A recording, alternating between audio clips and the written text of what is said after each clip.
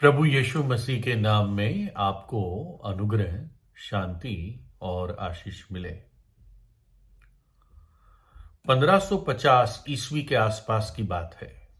आज से लगभग 450 वर्ष पहले युद्ध के लिए एक बहुत बड़ा और अजीब हथियार तैयार किया गया।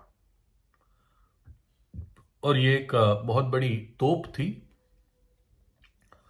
और ये तोप का जो बैरल था, यानी जैसे होते हैं ना, बंदूक की नली होती है जिसमें से गोली चलती है, उसको नली कहते हैं बंदूक में। लेकिन इसको, ये जो तोप थी, इसका जो गोलाई थी, ये 25 इंच डायमीटर था। यानी 25 इंच वाले इस नली में या नले में बारूद डाला जाता था और फिर वो फायर होता था। और एक दिन में इस हथियार को सिर्फ 7 बार उपयोग कर सकते थे, है ना। आज से 450 वर्ष पहले की बात बता रहा हूं। क्यों सिर्फ 7 बार इस्तेमाल कर सकते थे? क्योंकि इसको लोड करने में, इसमें जो बारूद भरा जाता था, इसमें बहुत टाइम लगता था। तो सिर्फ 7 बार इस तोप को फायर कर सकते थे। और जब भी एक बार फायर करते थे, उसके बाद ग्रीसिंग करनी पड़ती थी अगले फायर के लिए। और जो इसका गोला जाता था, सिर्फ 1 मील दूरी तक जाता था, लेकिन आवाज इतनी बड़ी होती थी कि 12 मील तक सुनाई देता था। और 650 लोग लगते थे उस तोप को चलाने के लिए।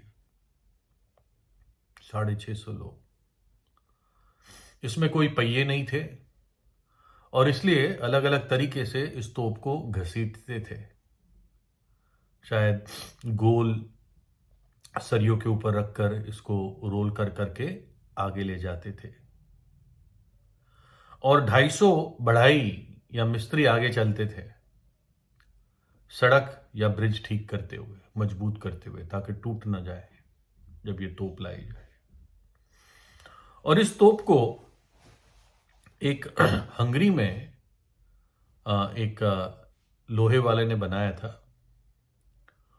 और इसका जो इन्वेंटर था, जो साइंटिस्ट था इसके पीछे, वो एक व्यक्ति था जिसका नाम ऑर्बन था।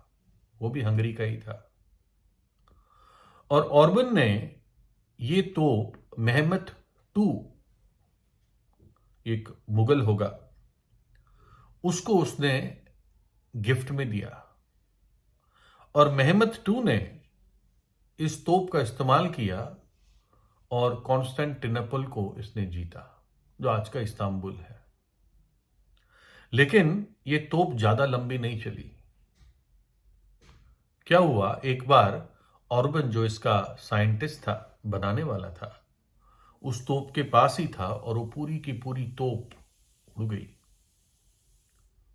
बम की तरह तोप ही उड़ गई पूरी। और उसका बनाने वाला भी, टुकड़े टुकड़े चिथड़े उसके फट गए और वो मर गया। उसके पूरा शरीर भी शायद नहीं मिला। और इसलिए इस तोप का नाम ही दिया गया है ऑर्बन की मूर्खता, ऑर्बन्स फॉली। क्योंकि जिसने उसको बनाया, इतनी बड़ी महंगी कॉम्प्लिकेटेड चीज, जिसके द्वारा एक पूरा राज्य जीता गया, वो तोप ही अपने आप में जब उड़ी या चल गई, तो तोप भी नाश हुई और उसका बनाने वाला भी नाश हो गया। और इस तोप को ऑर्बन की मूर्खता के नाम से जाना जाता है। बाइबल में नीति वचन 9 अध्याय में लिखा है, मूर्खता रूपी स्त्री हौरा मचाने वाली है। वो तो भोली है और कुछ नहीं जानती। वह अपने घर के द्वार में और नगर के ऊंचे स्थानों में मचिया पर बैठी हुई, जो बटोही अपना अपना मार्ग पकड़े हुए सीधे चले जाते हैं, उनको ये कहकर पुकारती है, जो कोई भला है वह मुड़कर यहीं आए। जो निर्बुद्धि है उससे वह कहती है, चोरी का पानी मीठा होता है और लुके छिपे की रोटी अच्छी लगती है। और वो नहीं जानता कि वहां मरे हुए पड़े हैं और उस स्त्री के नेवताहारी अधोलोक के निचले स्थानों में पहुंचे हैं। ये स्त्री मूर्ख है क्योंकि इसका जीवन पाप में है और परिणाम समझती नहीं है। और ये व्यक्ति भी मूर्ख है जो अपने प्राण को नाश में डाल देता है। वचन बताता है, जो गड्ढा खोदे वह उसी में गिरेगा और जो पत्थर लुढ़काए वह उलटकर उसी पर लुढ़क आएगा। जो गड्ढा खोदे वो उसमें गिरेगा और जो बाड़ा तोड़े उसको सर्प डसेगा। है ना? परमेश्वर का वचन हमें बुद्धिमानी की बातें सिखाता है। मूर्ख ने अपने मन में कहा है, कोई परमेश्वर है ही नहीं। वे बिगड़ गए, उन्होंने घिनौने काम किए हैं, कोई सुकर्मी नहीं।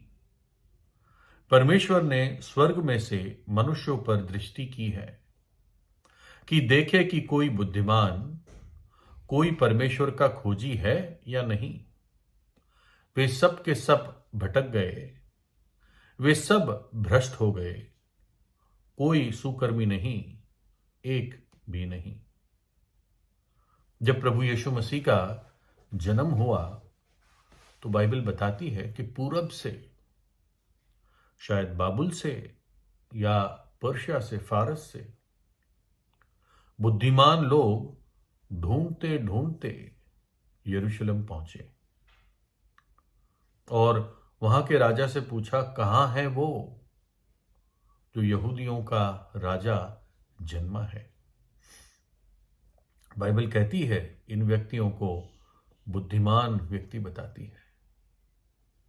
जो प्रभु यीशु को खोजते हैं और उसको पाते हैं वो बुद्धिमान व्यक्ति है। फिर जब उनको और पता चला और एक तारा उनकी अगुवाई कर रहा था तो उस घर में गए जहां पर प्रभु यीशु था, बालक था। और जैसे उन्होंने प्रभु यीशु को देखा, उन्होंने घुटनों पर आकर प्रभु यीशु मसीह को दंडवत किया, उसकी आराधना की और सोना, लोबान और गंधरस की भेंटें प्रभु यीशु को अर्पण की। तो प्रभु यीशु को जानना, व्यक्तिगत रीति से जानना, ये एक बुद्धिमानी की बात है। पापों की मजदूरी मृत्यु है। पाप में मरना नरक जाने का खुला द्वार है, जहां पर रोना और दांतों का पीसना है, जहां से कोई छुटकारा नहीं है अनंत काल के लिए। तो बुद्धिमानी की बात क्या है कि मनुष्य अपने पाप से पश्चाताप कर ले और पापों की क्षमा प्राप्त करके ही इस दुनिया को छोड़े।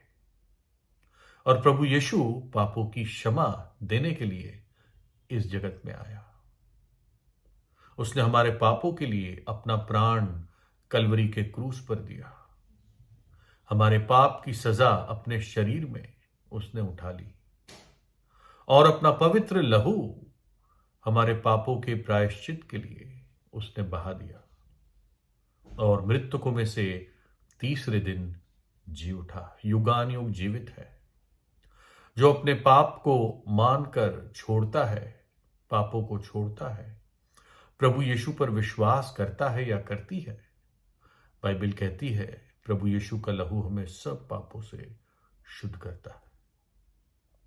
पाप में जीना उसी तोप के समान है और एक दिन वो तोप फटेगी।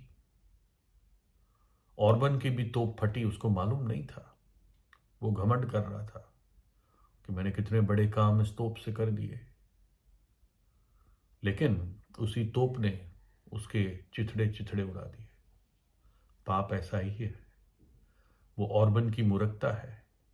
इसलिए पाप को मिटा देना, खत्म कर देना, ये ही बुद्धिमानी की बात है, और ये हमारे से संभव नहीं है।